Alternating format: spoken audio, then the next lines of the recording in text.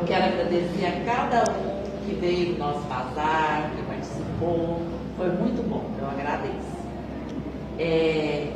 Eu vou fazer uma leitura do livro Caminho, Verdade e Vida, de Francisco Cândido Xavier, ditado pelo Espírito Emmanuel. Como pedes? Até agora, nada pedistes em meu nome. Pedi e recebereis, para que o vosso gozo se cumpra. Jesus, Evangelho de João, capítulo 16, versículo 24. Em muitos recantos encontramos criaturas desencantadas da oração. Não prometeu Jesus a resposta do céu aos que pedissem no seu nome? Muitos corações permanecem desalentados porque a morte lhes roubou um ente amigo, porque desastres imprevistos lhes surgiram na estrada comum. Entretanto, repitamos, o Mestre Divino ensinou que o homem deveria solicitar em seu nome. Por isso mesmo, a alma crente, convicta da própria fragilidade, deveria interrogar a consciência sobre o conteúdo de suas rogativas ao Supremo Senhor, no mecanismo das manifestações espirituais. Estará suplicando em nome do Cristo ou das vaidades do mundo? Reclamar em virtude dos caprichos que obscurecem os caminhos do coração é atirar ao divino sol a poeira das inquietações terrenas. Mas pedir em nome de Jesus é aceitar-lhe a vontade sábia e amorosa, é entregar-se-lhe de coração para que nos seja concedido o necessário. Somente nesse ato de compreensão perfeita do amor sublime encontraremos o gozo completo, a infinita alegria. Observa a substância de tuas preces. Como pedes? Em nome do mundo ou em nome do Cristo? Os que se revelam desanimados com a oração confessam a infantilidade de suas rogativas.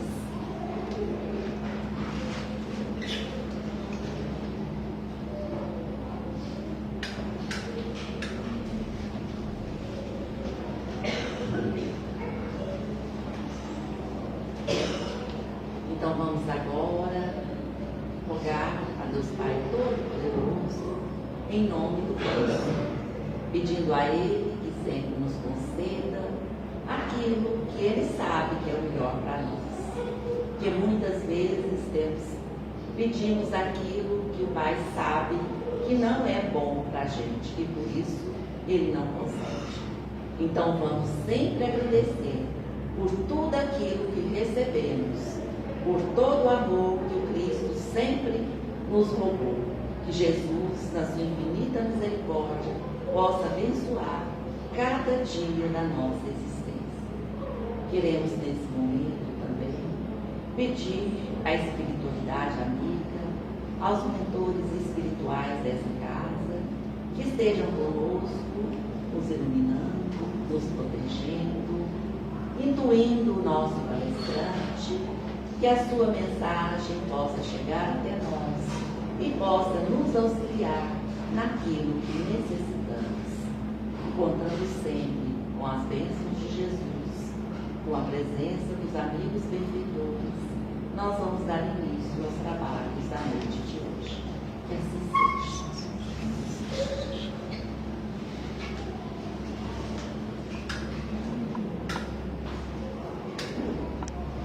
É com grande prazer que a gente recebe Paulo Sérgio. Seja bem-vindo à nossa casa. Prezados irmãs, caríssimos irmãos, muito boa noite a todos. Boa noite. Uma grande alegria poder retornar a esta casa, mais uma vez, externalizou seu convite corajoso. Então, que nós possamos todos nos envolver nessa noite na mensagem que vai ser trazida e que eu poderia até dizer, primeiro eu tenho que fazer um nivelamento para vocês entenderem. Eu poderia dizer que essa mensagem, ela se caracteriza por ser um verdadeiro cartão postal do Evangelho. O que é isso? Como a maioria daqui não chegou nem nos 30, deixa eu retornar na época que eu era criança para vocês poderem saber o que é. Existia antigamente uma coisa chamada cartão postal. Era um impresso de uma foto num papel de gramatura bastante alta, quase com papelão, né, bastante firme, em que as pessoas iam a determinada localidade e adquiriam isso, geralmente numa banca de jornal. Alguém sabe o que é jornal? Então, as pessoas adquiriam esse cartão postal, colocavam lá quem era o destinatário, para quem eles iriam remeter esse cartão, colocavam o nome do destinatário, né, de quem era o remetente, quem estava enviando, e colocavam no correio. O que é correio, gente? Porque hoje em dia ninguém mais sabe também o que é. Correio é uma instituição pública em que as pessoas iam, compravam com o seu dinheiro o selo, que era um pedaço de papel autocolante, né? Tinha uma goma arábica atrás, que a pessoa colocava, e o carteiro, tudo isso são coisas que as pessoas não sabem mais o que é. Então, colocava lá no cartão postal o selo, e o carteiro se encarregava de levar até a pessoa. E o cartão postal, ele era uma imagem muito marcante, que permitia a rápida identificação da localidade onde a pessoa estava quando enviou o cartão postal. Por exemplo, se fosse um cartão postal do Cristo Redentor, antes da pessoa virar, ela já sabia, tratava-se de um postal do Rio de Janeiro, não é isso? Vamos ver se vocês entenderam. Então, se fosse um cartão da Torre Eiffel, significava que era oriundo de onde? Paris. Se fosse do Coliseu, era de onde? Roma. Se fosse o Big Ben, o relógio, era de onde? Londres. E se fosse a Estátua da Liberdade, era de onde? Estados Unidos. Da Havana. Tá. Tá vendo, gente? Aí quando eu trago uma coisa que é do tempo moderno de vocês não sabem reconhecer?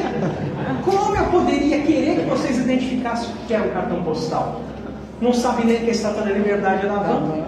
Mas, brincadeiras à parte, quando você tem uma imagem que seja muito característica, é de fácil identificação com o local de onde ela é proveniente. Então, a passagem que nós vamos ver hoje, o que nós vamos estudar hoje, até meia-noite, quanto? Que era mesmo? Então, nesses momentos que nós vamos estudar, essa passagem é muito conhecida, tenho certeza. Embora sejam 3 versículos que rapidamente a gente consegue falar, eu tenho certeza que bastarão 3 palavras. As 3 primeiras palavras vocês já conseguirão identificar. Eu já ouvi isso. E saberão com toda certeza que se trata do Evangelho, que são palavras de Jesus. Então hoje eu convido para que nós possamos mergulhar em Mateus capítulo 11, versículos de 28 a 30. E aí então nós vamos discorrer sobre a possibilidade de interpretação do significado. Então, mais uma vez eu digo, serão necessárias apenas as 3 primeiras palavras para vocês identificarem que já ouviram isso, tenho certeza. Então nos fala Mateus lá, capítulo 11, versículos 28 a 30. Tradução de Haroldo Dutra Dias, que é a tradução que eu dou preferência, e explico por quê.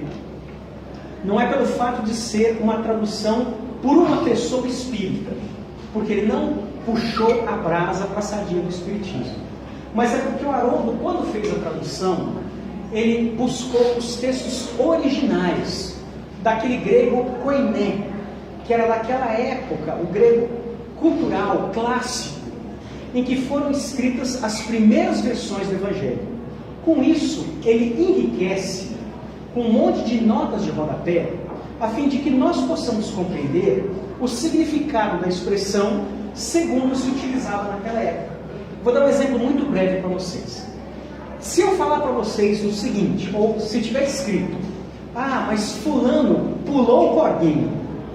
Hoje em dia penso que a boa parcela de vocês entende o que eu estou falando, não é? Pular o corguinho é dar uma bola fora, tá vendo? Outra expressão. Mas significa que a pessoa fez uma coisa, ou disse alguma coisa que não era bem condizente. Agora imagina daqui a 2000 anos, uma pessoa lendo isso. Fulano pulou o corguinho. Ué, mas por que ele colocou um curso dado nessa história? Então, perde-se, através dos tempos, o significado real que aquelas pessoas, quando liam o texto naquele momento, entendiam completamente. Por isso que o texto do Haroldo ele é tão rico, porque ele coloca inúmeras notas de rodapé para explicar exatamente a origem, o significado das expressões, das palavras que se utilizavam. E com isso ele nos transporta para aquela época, para que não se perca por causa de traduções, de passar do grego para o latim, do latim para o francês, do francês para o espanhol, do espanhol para o português. Vai se perdendo, vai se trocando o sentido das palavras. E aí o texto fica de mais difícil compreensão. Então por isso que toda vez que eu vier, não estranhe, eu vou sempre fazer propaganda da tradução do Haroldo, porque ele é mais fiel que a gente pode encontrar. Certo? Então, rapidamente, por isso é que algumas palavras podem soar diferentes daquilo que a gente está acostumado a ler no próprio Evangelho segundo o Espiritismo. Porque quem se dá o trabalho de ler a introdução do Evangelho, sabe que Kardec pegou uma tradução francesa, a mais corrente na época dele, e o tradutor para a língua portuguesa fez a tradução a partir daquilo que Kardec colocou que era originário da versão francesa. Por isso as diferenças de palavras. Certo? Então, se a gente estranhar alguns termos, algumas expressões, é porque o Haroldo foi, na origem, ele foi muito fiel naquilo que ele fez. Certo? Então, agora, feita essa breve e longa introdução, podemos pegar aqui Mateus 11, 28 a 30. E como eu disse, bastam 3 palavras para vocês identificarem. Quer ver? Vinde a mim, opa, peraí. É isso aqui mesmo. Acho que hoje faltou os óculos, né? Mateus. Ah, porque isso aqui não é do Mateus? Não, então acho que é, mas não tem problema. Então, só para não ficar procurando, que eu acho que saiu aqui, eu acho que eu tirei. 11, 28. Mas eu vou dizer de cor e a gente continua. Diz então Jesus, né, através de Mateus: vinde a mim, aí todo mundo já reconhece, né? Todos vós que estáis cansados e sobrecarregados, e eu vos aliviarei. Tomai sobre vós o meu jugo e aprendei de mim, que sou manso e humilde de coração, e obtereis alívio para as vossas almas. Pois o meu jugo é suave e o meu fardo é leve. É porque vocês já conhecem, já ouviram isso inúmeras vezes. Então, o Haroldo, quando ele faz essa tradução, ele coloca lá na primeira nota de rodapé o seguinte, que quando usa a expressão cansado, referia-se a um processo de exaustão física decorrente de uma atividade humana. Então, a gente não pode entender esse cansaço como sendo, por exemplo, a pessoa que chega para nós e diz assim: nossa, essa noite estava tão calor, eu dormi tão mal que eu acordei cansado. Não é esse o sentido. E também não é aquele sentido que a gente está muito acostumado a ouvir da mulher dizendo para nós assim: eu já estou cansada de dizer que não é para deixar a toalha molhada em cima da cama. Espero que ninguém me conheça nessa expressão. Então, fala exatamente de uma exaustão física, de um processo orgânico mesmo, decorrente de uma carga de trabalho que foi extenuante, que foi exaustiva. Então, nesse processo, nós precisamos vincular com a palavra seguinte: cansados e sobrecarregados. E quando a gente fala de sobrecarga, vamos pegar um exemplo bem cotidiano, para a gente nivelar mesmo a compreensão de todos. Imaginemos uma casa muito modesta, que tenha uma cozinha de tamanho diminuto. Pode ser, inclusive, um galpão que a gente tenha, por exemplo, num bairro periférico para poder fazer a sopa no final de semana. Para algumas casas, é a realidade.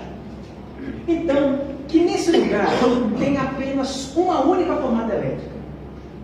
E aí, para essa tomada, muitas vezes a gente tem que ligar mais de um aparelho eletrodoméstico. Então liga a geladeira, aí precisa ligar o fogão, porque tem no mínimo uma lâmpada no forno, mas às vezes até o acendimento é elétrico. Aí tem liquidificador, porque às vezes tem que bater o feijão para poder fazer a sopa. Isso sem falar que se for numa outra casa, aí a gente vai encontrar outros eletrodomésticos. Pode ter uma batedeira, pode ter um forno de micro-ondas. E aí o que acontece? Com a nossa genialidade inventiva, quando tem apenas uma única tomada na parede, a gente usa um aparelho extraordinário, simples, fácil aquisição, baratinho, que é um multiplicador de tomadas. Algumas pessoas conhecem com o nome masculino, é Benjamin. Já ouviram falar? Sabe o que é? Se você nunca ouviu falar em Benjamin, tenho certeza que você já ouviu a expressão que é o formato que o Benjamin tem. Que é o quê? Um T. Então o que a gente faz? Genial. Tem uma tomada. Eu coloco o Benjamin, o T, e o que era 1 se transforma em 3. E se eu tiver mais equipamentos elétricos, eu coloco um Benjamin no primeiro Benjamin e 1 se transforma em 5. Não é genial isso, gente? Nem um pouco. Porque a fiação elétrica, exato, foi dimensionada para uma determinada carga elétrica. Quando nós multiplicamos as saídas, nós estamos fazendo com que, pela fiação, passe uma carga elétrica superior àquela que ela foi dimensionada. Na melhor hipótese. A distribuição da casa, do estabelecimento, às vezes não comporta. Não. Então, exatamente. Sobrecarga. Isso, sobrecarga. ele usou a palavra. É o que nós precisamos. Correto. Então, o que acontece? Na melhor hipótese, apenas aquece o fio. Na melhor hipótese. Numa hipótese intermediária, queima o aparelho. E qual é a hipótese mais agressiva, a pior de todas? Fogo na casa. Carvão na casa toda. Então, é preferível que a gente, na medida do possível, claro, porque a gente sabe o preço que está o fio de cobre hoje, que a gente dimensione para ter um número de tomadas. Talvez a casa foi programada para uma fiação limitada, para poucos aparelhos. Exato. Você coloca muitos aparelhos no Benjamin lá, Vai sobrecarregar. Sobrecarrega. Por isso que eu falei. Não é desejável, na verdade. Acontece demais. Muito. Isso é comum em qualquer. Justamente. É rotineiro esse mês. E por quê? É a palavra que o Senhor utilizou. Porque foi dimensionado para ter uma determinada carga de trabalho.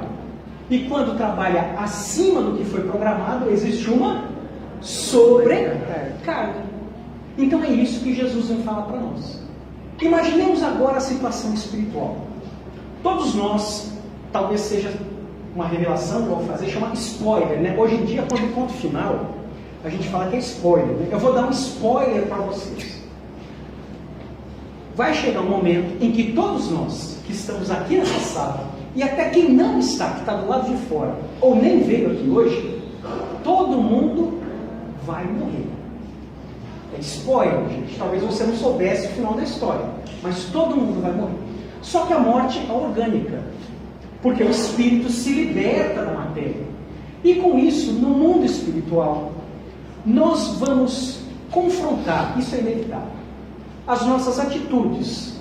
Ou seja, aquilo que eu deveria fazer e não fiz, ou o que eu não deveria fazer e fiz, com o livro da lei de Deus, que vocês sabem que está escrito onde? Eu vou inverter, porque às vezes a gente está tão acostumado a ouvir de determinada forma, que quando dá a resposta antes da pergunta, a gente não sabe. Então a pergunta que Kardec fez foi: onde está escrita a lei de Deus? Na consciência. Então nós podemos pensar pelo reverso. Quando nós consultamos o local onde está escrita a lei de Deus, a consciência, nós verificaremos se as nossas atitudes, se o nosso comportamento, se as nossas palavras foram adequadas ou não. E muitas vezes chegaremos à conclusão de que fraquejamos em determinados pontos, pisamos na bola em outros, ou que a gente pulou o cordinho. E aí então o que acontece? Vem aquele desejo, vem aquela vontade. Se eu pudesse recomeçar, eu faria tudo diferente. Então, vocês lembram? Vocês são muito novos, vocês não lembram. Na época que eu era jovem, tinha um programa na televisão que mostrava um problema e depois dizia assim: seus problemas acabaram. Organizações acabaram. Alguns já devem ter visto no YouTube, né? Porque vocês são muito novos para poder ter visto isso na TV. Então, seus problemas acabaram. Porque é possível a gente recomeçar. E Deus criou esse mecanismo e Kardec batizou de reencarnação.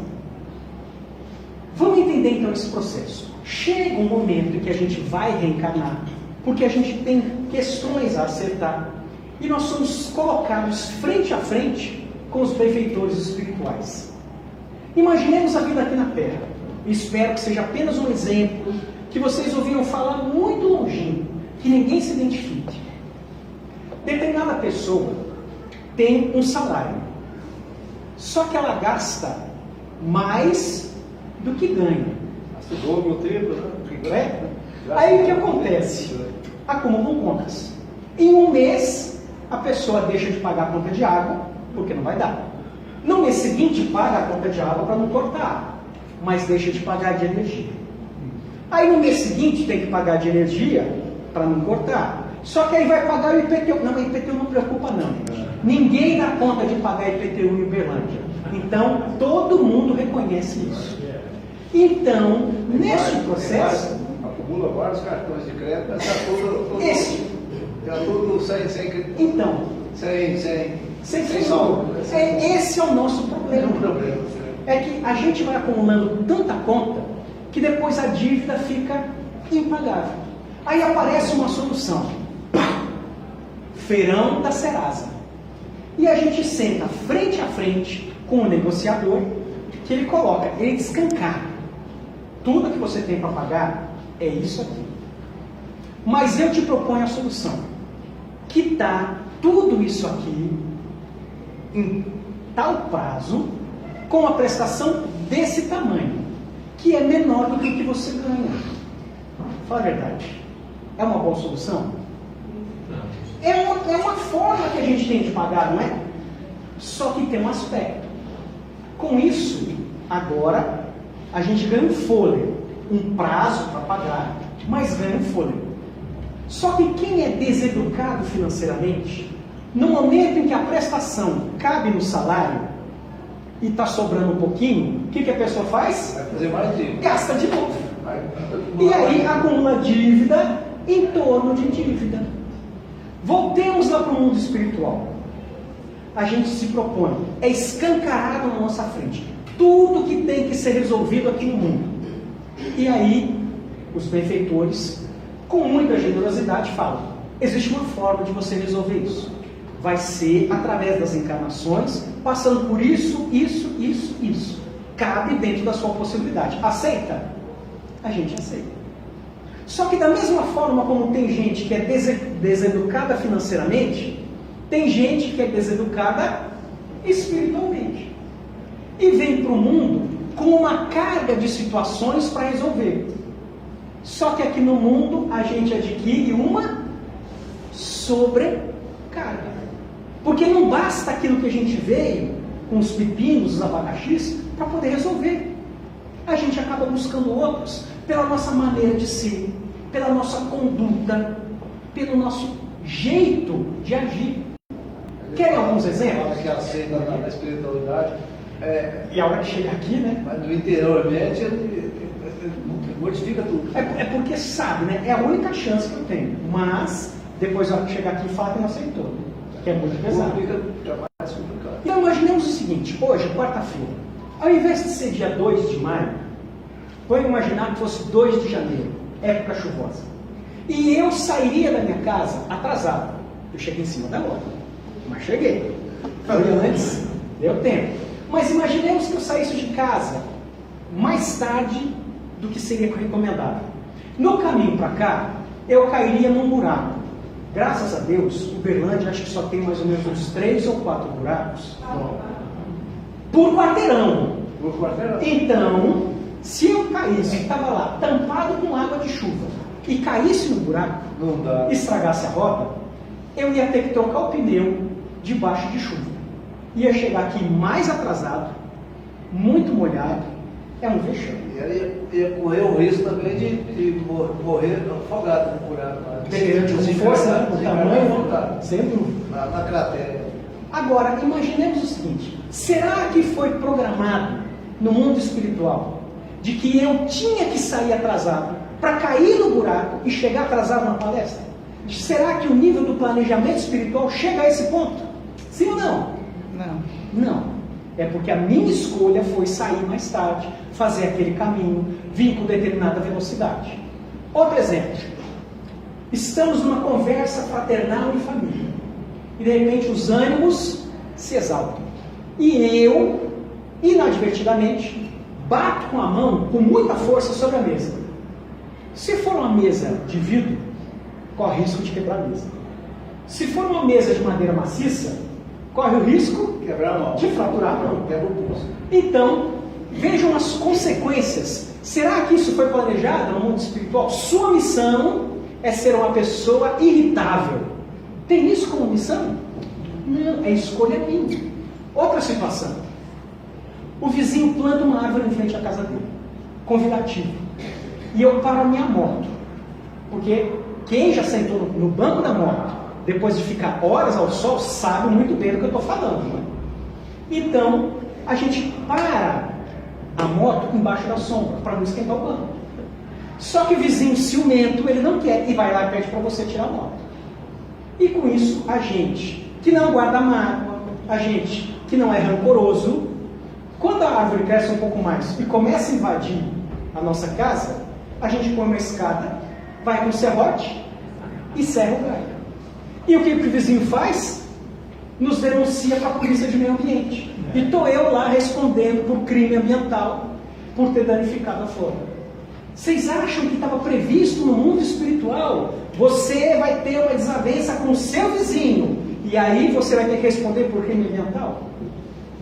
São situações corriqueiras que eu estou mostrando, e que exemplificam que a gente tem coisas do passado que tem que resolver no mundo. Está lá no capítulo 5 do Evangelho segundo o Espiritismo.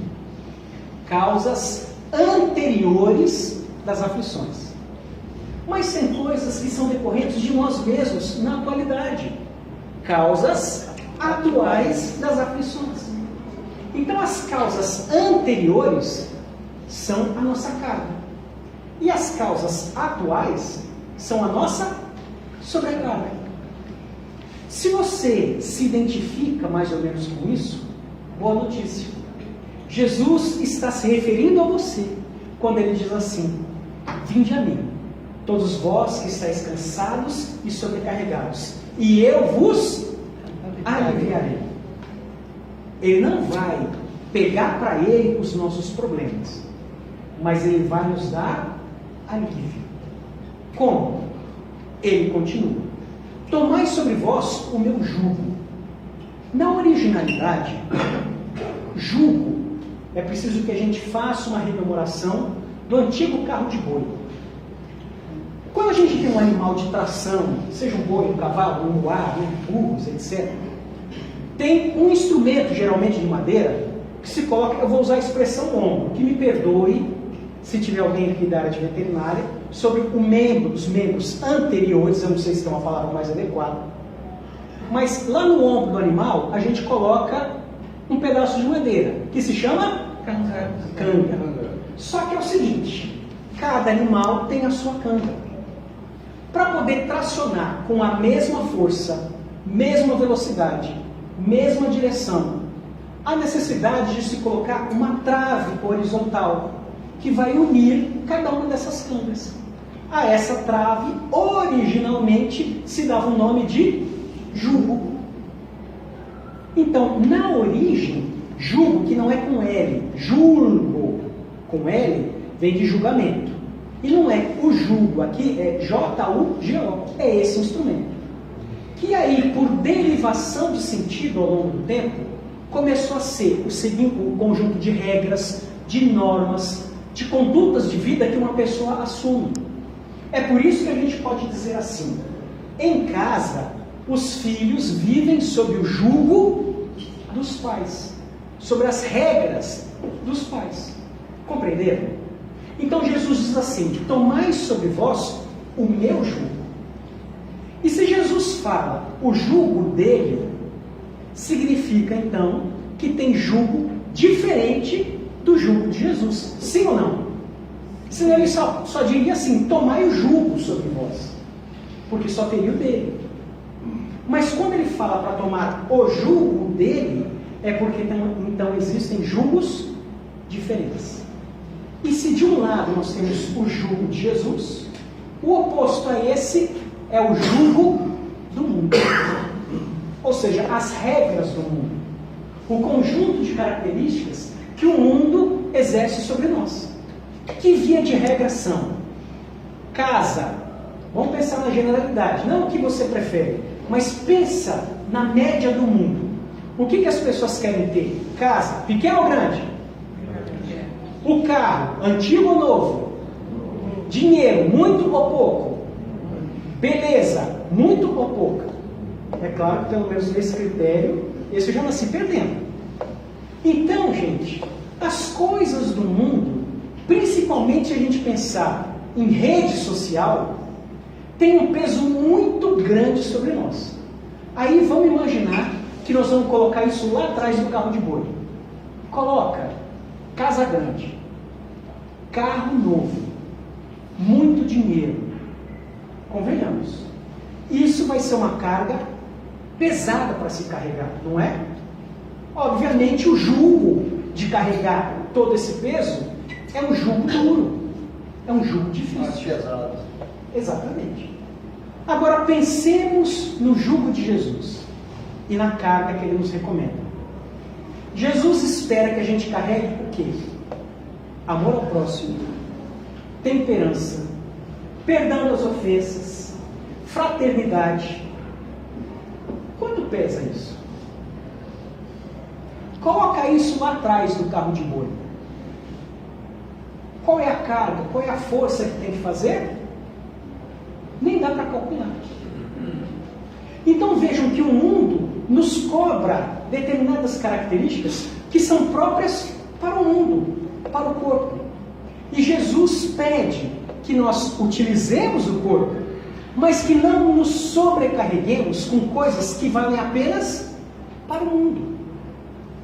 Então, nesse aspecto, pensemos. Para a gente proteger as coisas do mundo, a gente precisa de alarme, seguro, empresa de vigilância, cadeado, concertina, não é isso tudo? Para proteger os valores do mundo.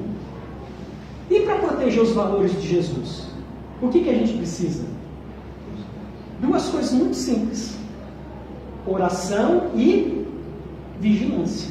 Mas não a vigilância da empresa, a vigilância de se manter atento às tentações. Então é isso que Jesus nos pede para balancear. E tem um aspecto para a gente poder pensar, que eu vou usar o meu amigo aqui, material, as coisas materiais a sua espiritual. Eu vou utilizar o meu amigo Antônio Carlos, que eu tenho a liberdade com ele, até para poder referir. Eu acho que ele já chegou num ponto que muitos brasileiros, não vou dizer maioria, não vou dizer quase todo mundo, mas acho que uma boa parcela dos brasileiros desejam. Seu Antônio Carlos, em termos profissionais, qual é a sua situação hoje? Em termos de profissão, hoje o senhor está aposentado. Eu acho que muita gente trabalha desejando que um dia a gente atinja a aposentadoria. Então, muito obrigado pelo exemplo. Então, o que acontece? Todo mundo sabe o que é aposentadoria? É porque hoje em dia nem CLT mais o povo está querendo, né? Mas então, o que é aposentadoria? É o seguinte: um período em que a gente não mais vai trabalhar e ainda por cima vai receber. Por isso que eu falo que acho que tem muita gente que está querendo. Agora acontece o seguinte: que seja pouco, mas vai receber. Então, vai receber. Vamos raciocinar agora. O primeiro dia da aposentadoria, eu vou repetir, porque eu sei que às vezes a gente não pensa dessa forma, aí nós vamos repetir.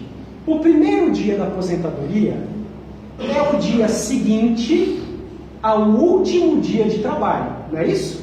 Ó, o último dia de trabalho é a véspera do primeiro dia de aposentado. Faz sentido isso para vocês? Então a gente trabalha durante um bom período para a gente poder desejar que um dia inicie a aposentadoria.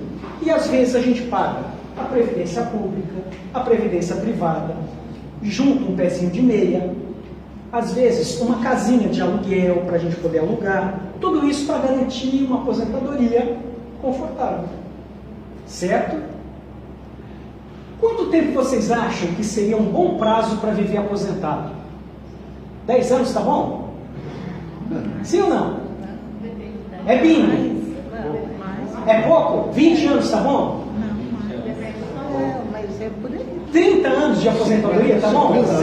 Nossa, é o segundo que me fala isso. 50 anos de aposentadoria, tá bom. Eu fico imaginando. A pessoa trabalha até os 55 e vai viver até pelo menos os 65 para conseguir. Tem muita gente, tem muitas pessoas Que começam cedo, né? 100 anos, 105, Então, hoje em dia, 110. estamos indo mais longevos. No Brasil, eu peguei na televisão, no jornal, tem mais de 30 mil Centenários, né? Acima de 100 anos. anos. Agora imaginemos o seguinte, se 50 anos é um bom prazo, nós vamos trabalhar durante um determinado período de tempo para a gente poder viver aposentado durante 50 anos. Então, os bens da terra nos servirão para vivermos como aposentados durante 50 anos. Alguém sabe me dizer quando é o último dia da aposentadoria? O último dia de trabalho é a véspera do primeiro dia de aposentado. E quando é o último dia de aposentado? A véspera da desencarnação. Não é isso? O último dia de aposentado é a véspera da desencarnação. A gente trabalha para ter uma boa aposentadoria.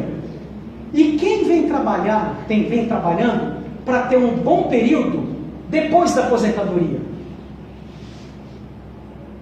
Nós estamos vivendo para juntar recursos para uma boa aposentadoria.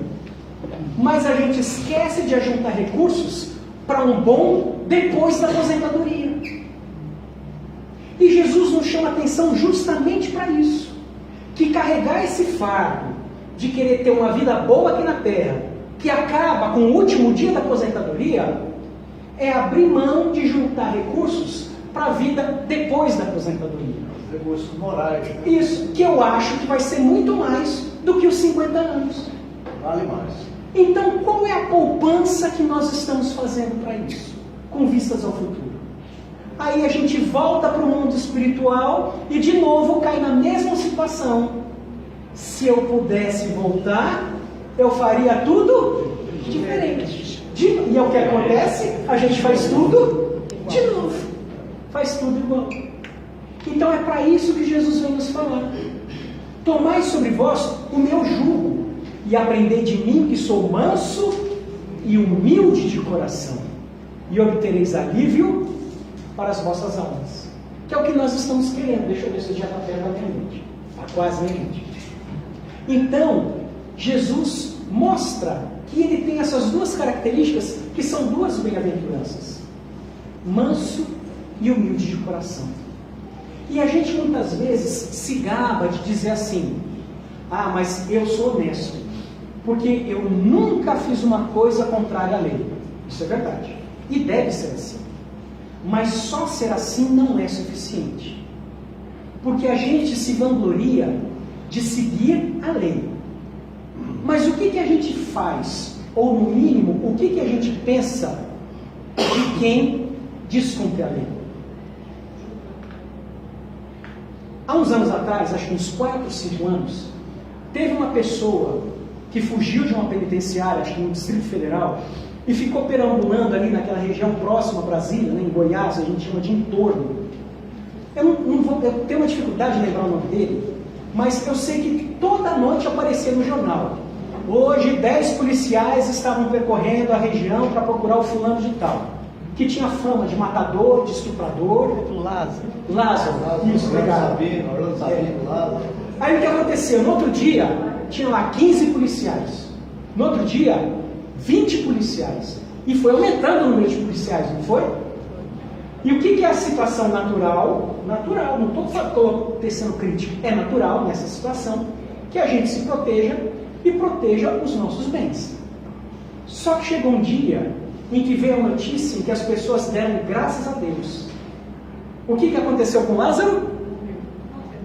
Morreu. Então, a gente se gaba de respeitar a lei. Só que quando tem alguém que desrespeita a lei, a gente deseja, ou pelo menos fica aliviado, se souber que aquela pessoa morreu. Quando apresentaram para Jesus uma mulher que teria sido pega em adultério, sobre esse episódio vai um outro estudo. Quando apresentaram a chamada mulher adúltera, o que Jesus falou para eles? Aquele que estivesse sem pecado, atira a primeira pedra. E todos foram embora, não era isso? E Jesus condenou a mulher? Não. Porque ele é manso e humilde de coração. Porque sabe o que acontece? Jesus fala para ela, né? Se todos não te condenaram, nem eu te condeno. Te condeno. Vá e não peques e não mais. peques mais, justamente. Só que acontece o seguinte: imaginemos, eu não sei quantos aqui têm irmãos. Na época da juventude, da infância, talvez brigasse com o irmão, não era? É natural. Tinha lá suas desavenças. E a gente sempre acha que nós temos razão. E o irmão sempre acha que a razão está com ele. E o que acontece com a mãe, com o pai? Toma partido de um ou de outro? Então sabe o que acontece? Para aquele que nós chamamos de bandido, de degenerado, etc e tal, que nós vemos e é o nosso irmão, Deus vê como um de seus filhos, assim como nós somos. Então, esse olhar misericordioso é o que muitas vezes nos falta. E isso é o que também muitas vezes nos tira a tranquilidade. Porque a gente fica imaginando que esses que não seguem a lei podem entrar na minha casa e roubar os meus bens materiais. Da mesma forma que ele está cobiçando os bens materiais, nós também estamos valorizando os bens materiais. Mas qual é o ladrão que pode entrar na nossa casa e roubar os nossos bens espirituais? É como diz Jesus: os tesouros que os ladrões não desenterram e nem roubam, e que a traça e a ferrugem não consomem. Só que a gente não consegue ter, a gente tem uma dificuldade de passar por esse ponto.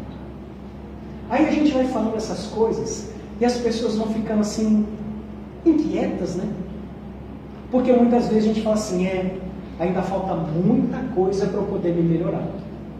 Então deixa eu te contar uma história. A maioria da humanidade sempre preserva mais as coisas materiais e é o estágio que a gente não conserva os valores morais, espirituais. Que é o que a gente deveria. Que a gente mas deveria. Estamos aqui justamente. São as coisas que vão nos salvar. Exato, é o que a gente precisa. Nós estamos aqui para isso, para aprendermos a nos desapegar da matéria e nos apegarmos ao que seja mais espiritual. Então, se às vezes você se sente um pouco incomodado com isso, e vem aqui na casa espírita com esse pensamento, eu sou realmente muito imperfeito, eu tenho que me melhorar, tudo bem, até é verdade. Mas Jesus fala para nós, misericórdia quero, e não sacrifício. Então, quando a gente se sentir desalentado, tem uma parábola judaica, não é de Jesus não, uma parábola judaica, que fala mais ou menos assim, que havia uma pessoa pelo caminho que carregava um fardo tão grande, e aí passa um carroceiro e oferece para ele uma carona. Eu estou vendo que o senhor está carregando um pacote tão grande, tão difícil, o senhor não quer subir na minha carroça para ficar mais fácil? E a pessoa aceita a carona. Só que na carroça, ela pega aquele mesmo fardo e deixa em cima do colo. Aí o carroceiro fala, por que o senhor não pega o fardo e põe lá atrás? E aí ele fala assim para o carroceiro: não, o senhor já está me carregando. Se eu coloco o meu fardo para a sua carroça carregar, aí eu já estou abusando da sua boa vontade. O que, convenhamos, não faz sentido nenhum. Não faz sentido. Porque ele já está, a carroça já está carregando o fardo. Mas assim somos nós. A gente carrega esse peso de consciência das coisas do passado, das coisas do presente. E a gente não divide com quem pode nos aliviar. São os apegos materiais, né? Não, mas também com nossa própria culpa. Poderia colocar lá atrás, né? Fica E aquele deixar. apego material, né? Aquela amor naquela coisa, Justamente. no corpo. Então, quando nós estivermos com esse tipo de pensamento, eu sou imperfeito, eu não faço nada direito, e eu tenho que sofrer por causa disso, que não é o que Jesus espera, nós vamos pensar o seguinte: o nosso planeta, a nossa casa, a nossa escola, o hospital, tudo isso, a nossa oficina de trabalho, que é o nosso planeta, diariamente, ele está sendo cuidado de uma maneira que a gente nem consegue imaginar. O Sol emite todos os dias muito mais do que apenas luz e calor para nós. Existem radiações cósmicas, e o nome é esse mesmo, que são tão letais, são tão prejudiciais a nós, que se não fosse o nosso campo magnético que tem aqui no mundo, nós iríamos sofrer diversos problemas. Então, esses raios cósmicos são tão energéticos que, quando eles são desviados pelo campo magnético, eles ionizam a atmosfera, que ela passa a brilhar. Fica com uma coloração verde, muito visível no Polo Norte e no Polo Sul, que são as chamadas auroras. A aurora boreal no hemisfério norte, a aurora setentrional no hemisfério sul. Então, a gente não sabe, mas Jesus já está tomando conta para que nós não sejamos afetados por essa radiação que é muito nociva. Tanto é que lá no espaço vocês podem ver aquelas roupas de astronauta super reforçadas, sempre com viseira fechada, porque senão cegaria imediatamente. Todos os dias, a carga de radiação ultravioleta, a maior parte dela, uma parte chega até nós, por isso tem que usar filtro solar. Mas a maior parte de radiação B e C fica filtrada na camada de ozônio. Todos os dias nós temos o que nós precisamos à nossa disposição. Quem aqui hoje de manhã, quando acordou, antes de levantar, ao fazer sua prece, pensou assim: meu Deus, que hoje não falte oxigênio para ninguém no planeta? Alguém se preocupou com isso? Porque sabe que Deus e Jesus estavam fazendo a parte deles. Se eles todo dia protegem a humanidade de coisas que seriam nocivas ou que são necessárias para a nossa vida, o que te faz pensar que eles não seriam capazes de cuidar desse probleminha que está pegando no seu coração? Se eles conseguem resolver coisas em escala planetária, não conseguem resolver aquilo que aflige o seu coração? Que é muito menor, convenhamos, do que a humanidade inteira. Então Jesus nos fala isso, que Ele tem essa capacidade de nos trazer alívio. Mas para isso há necessidade de nos movimentarmos. Lembra das 3 palavrinhas? Vinde a mim. Ele espera que nós possamos ir ao encontro dele, que nós possamos nos movimentar, mobilizar as nossas forças em busca desse alívio, porque ele fala que ele vai nos aliviar. E aí eu me recordo, é para finalizar mesmo, não vai até meia-noite, gente, graças a Deus, hoje eu não vou perder o meu capítulo final de Saramandaia. Então, eu me recordo, esse ano, em julho, está ali com uns 40 e poucos dias, né? Tem um evento em escala global, Copa do Mundo, que vai ser em 3 países, não é isso? São eles, Estados Unidos, México e Canadá. Tá certo isso, gente? Certo. Em 1994, houve uma Copa do Mundo. E foi num desses 3 países, eu vou dar uma dica. Não é nem Canadá, nem México. Vocês sabem onde é que vai ser a Copa? Onde foi a Copa em 94? Estados Unidos. E o dia da independência dos Estados Unidos é o dia 4 de julho. No dia 4 de julho de 1994, os Estados Unidos estavam jogando as oitavas de final da Copa do Mundo na casa deles. Perdeu, saiu. Oitavas de final. É a mesma coisa do Brasil jogando oitavas de final no dia 7 de setembro. Dá para imaginar a empolgação do público americano naquele dia? Vocês sabem contra quem os Estados Unidos jogaram naquele dia? Brasil. Um jogo difícil porque eles estavam aguerridos. Era o dia da independência. Tinha um significado, um simbolismo muito forte para eles. E foi um jogo tão difícil, nós jogamos a maior parte do tempo com 10 jogadores. Eu tenho que contar, meu povo não sabe nem o que é correr, vai saber o que foi a Copa de 94. No primeiro tempo, o Leonardo deu uma cotovelada no jogador dos Estados Unidos. Nós jogamos a maior parte do jogo com 10 jogadores. E o Romário, por mais que ele tentasse, ele não conseguia passar pelas áreas adversárias. Chegou um momento em que o Romário veio assim pelo centro do campo e o Bebeto estava na direita.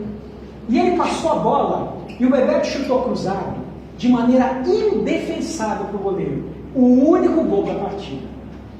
E a câmera mostra. O Bebeto passou por trás do gol e aí ele fez assim para o Romário. A câmera mostra ele fazendo assim, ó. Eu só precisava de um. Eu te amo. Alguém se lembra dessa cena? Está no YouTube para vocês verem. E ele fala assim mesmo. Ele falou que só precisava de um. E amo. E o que isso tem a ver com o que nós estamos falando? Porque Jesus fala para nós: vinde a mim. E quantas vezes ele precisa que nós possamos ir até ele? Basta uma vez. Por quê? Porque ele nos ama. E quando a gente se propõe a ir até ele, ele alivia os nossos padecimentos, os nossos sofrimentos. Não é uma promessa vinda, mas tem um detalhe. Jesus nos ama incondicionalmente. Incondicionalmente. De todos os nossos seres. Em qualquer situação. Tem apenas um detalhe que eu sou obrigado a dizer. É muito fácil a gente convencer o outro a seguir a verdade do Senhor. Mas é muito difícil a gente se converter ao Senhor da verdade. É o nosso grande desafio. Mas segue aqui o convite, que para esse ano nós podemos olhar para dentro de nós mesmos e mobilizarmos as nossas forças para irmos ao encontro de Jesus. Porque Ele só precisa que nós nos mobilizemos para Ele uma única vez.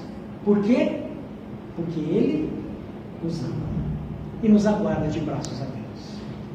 Que então nós possamos fazer com que essas palavras adentrem aos nossos corações e que nós possamos buscá-lo, compreendendo que com Ele o jugo é suave e o fardo é leve. A todos, muita paz e uma excelente noite. Amém. Muito obrigada. Eu que agradeço.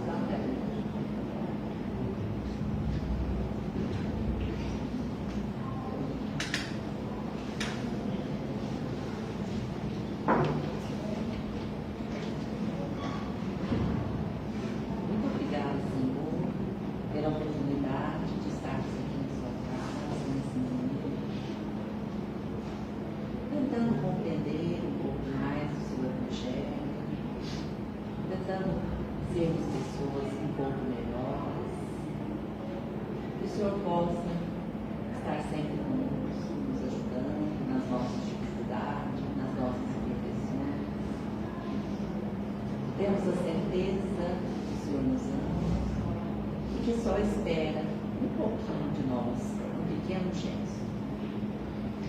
Então queremos pedir que essas boas vibrações, que essa paz que estamos sentindo nesse momento, possa nos acompanhar até os nossos lares, que possam ser estendidas a todas as pessoas que lá nos esperam, a todas as pessoas que nesse momento se encontram nos nossos pensamentos. Nós estamos aqui, Senhor, na sua casa, agradecidos por tudo, pelo seu amor, pela sua paz, pela sua luz. Muito obrigado, Mestre Jesus. Jesus.